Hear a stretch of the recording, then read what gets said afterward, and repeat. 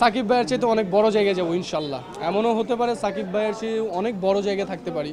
না, দরদ দেখা হয়নি, মিথ্যা কথা বলবো না, দেখা হয়নি। বিকজ আমি একটু ব্যস্ত ছিলাম, প্লাস হচ্ছে আমি ঢাকার বাইরে ছিলাম।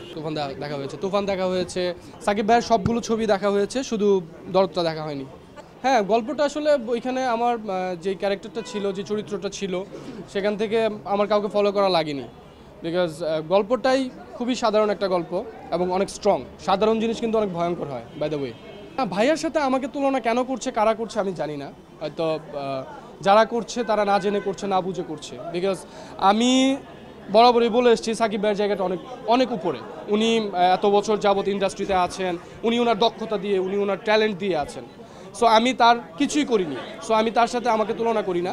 আমি শুধু একটা কথা বলি, সেটা হচ্ছে যে সাকিব ভাইয়া যে ধৈর্যটা, সবসময় উনি আমার ধৈর্যের আইডল। সো ওনার অনেক বেশি ধৈর্য। ইন্ডাস্ট্রিতে উনি এত বছর টিকে আছেন, ঝরে যাননি, লাস্ট অব দিশে আজকে সুপারস্টার। সো এই জন্য তাকে আমি অনেক বেশি ভালোবাসি। আর আমি চাই ওনার মতো হতে, বিকজ ওনার ধৈর্যের মতো হতে। ওনার যেই ধৈর্যটা, সেই ধৈর্যটা আমি নিতে চাই।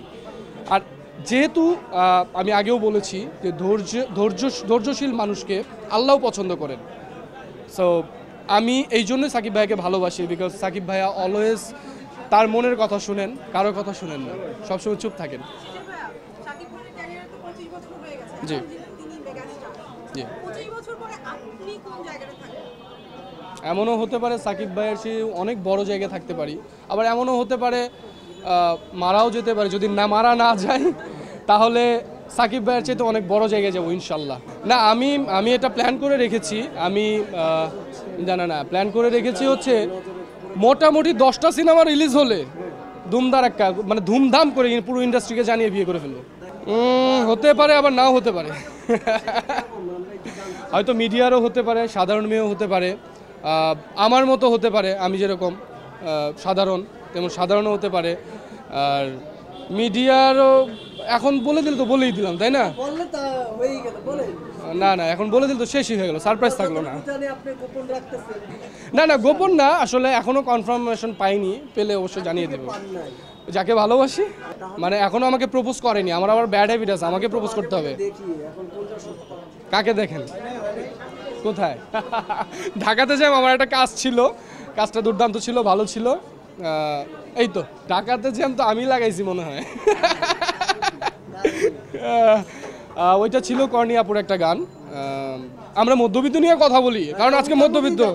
আচ্ছা, ঢাকাতে জ্যাম তো হচ্ছে কর্নিয়ার জন্য লাগছিল, কর্নিয়া আমার জন্য। এখন আমরা চাই এগেইন মধ্যবিত্ত দিয়ে ঢাকাতে জ্যাম লাগাতে, শুধু বিনোদনের জন্য না। কারণ একটা সিনেমা দেখে মানুষের স্পিড বাড়ে, মানুষের অনেক লিসন থাকে এই সিনেমায়, একটা শিক্ষা, অবশ্যই একটা মেসেজ থাকে, সেই মেসেজটা অবশ্যই ভালো মেসেজ থাকে। এখন আমরা এটাই চাই যে প্রত্যেকটা গল্পে এমন কিছু থাকুক যেইটা থেকে মানুষ ভালো কিছু শিখতে পারবে, এমন কিছু না থাকুক যেটা দেখে ধ্বংস হবে। সো আমাদের মধ্যবিত্ত সিনেমায় এমন কিছু আছে যেটা থেকে মানুষ অনেক ভালো কিছু শিখতে পারবে। আমি যখন গল্পটা শুনি, খুবই অল্প শুনি, অল্প অংশ শুনি, মানে 3-4 লাইনে আমাকে কিছু কাহিনী বলা হয়। ওই কাহিনীগুলো শুনে আমি হ্যাঁ করে দিই। একটা লাইফের কাহিনী শুনি, তখন আমি হ্যাঁ করে দিই যে না, আমি মধ্যবিত্ত সিনেমাটা করব। আর ডিরেক্টর কেঁদেছে মিনস হচ্ছে ওনার একটা ইমোশন জেগেছে, বিকজ অফ ওনার একটা সন্তান মারা যায়। আর মধ্যবিত্ত সিনেমাটা করতে যে উনি অনেক বাধার সম্মুখীন হয়েছে। ফার্স্ট টাইম ওনার হার্ড ডিস্ক ভেঙে ফেলে, অনেক বাধার সম্মুখীন হয়েছে। সো ওনার অনেক বেশি ইমোশন এই মুভিটা নিয়ে, এবং উনি ওনার সর্বোচ্চ দেওয়ার চেষ্টা করেছে।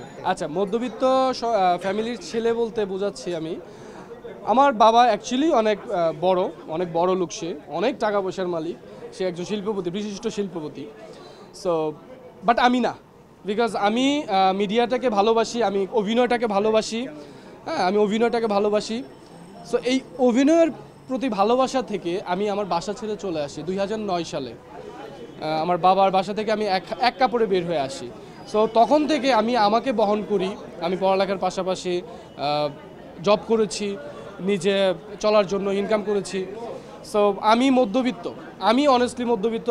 কারণ আমি এখন অবধি 2025 আসছে সামনে, 2025 সাল পর্যন্ত আমি একটা টাকাও বাবার থেকে নেইনি।